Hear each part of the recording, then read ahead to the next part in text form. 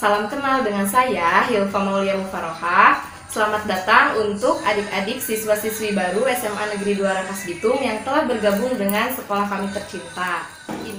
Pada kesempatan kali ini, Ibu ingin berbagi materi MPLS mengenai bahaya penyalahgunaan nafza. Materi inti yang akan Ibu bahas itu ada 4. Yang pertama, jenis-jenis dari nafza. Yang kedua, sejarah penggunaan nafza atau lebih ke dampak negatif dan dampak positif. Yang ketiga, efek yang ditimbulkan ketika menyalahgunakan nafza. Dan yang keempat, itu dampak di berbagai aspek, ada aspek sosial, ekonomi, dan aspek fisik. Baiklah, poin pertama itu tentang jenis-jenis dari nafza. Nafza itu tergolong menjadi 3. Yang pertama itu ada narkotika, yang kedua ada psikotropika, dan yang ketiga ada zat adiktif. Narkotika itu merupakan zat atau obat yang berasal dari tanaman atau yang sifatnya alami dan bukan dari tanaman yang sifatnya sintetis, yang dapat menyebabkan penurunan kesadaran tubuh dan bahkan dapat menyebabkan ketergantungan.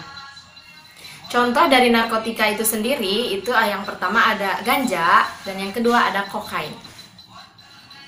Jenis dari nafza yang kedua itu ada psikotropika.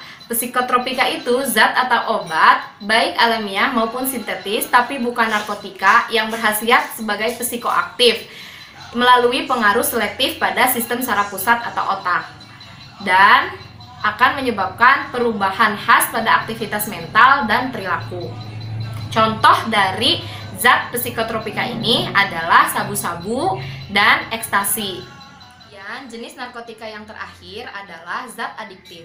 Zat adiktif merupakan bahan atau zat yang berpengaruh psikoaktif tapi bukan narkotika dan bukan psikotropika.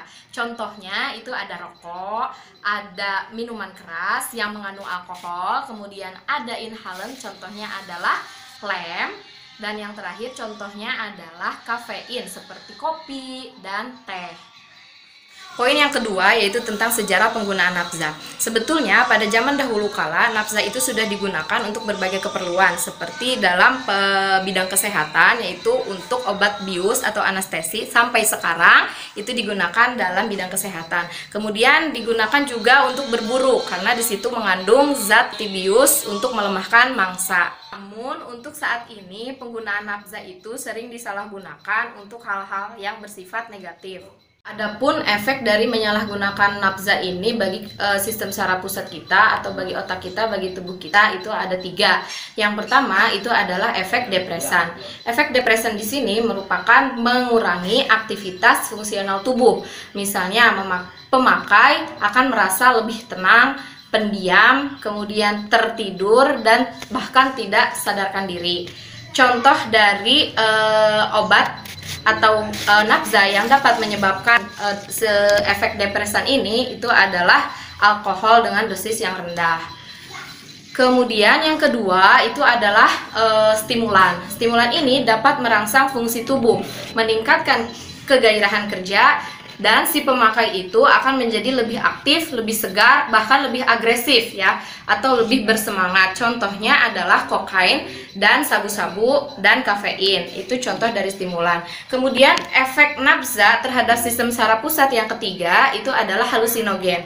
Kalau halusinogen ini dapat menimbulkan efek halusinasi yang bersifat mengubah perasaan dan pikiran kita. Tidak digunakan dalam terapi medis. Contoh dari efek halusinogen ini adalah ganja atau kanabis.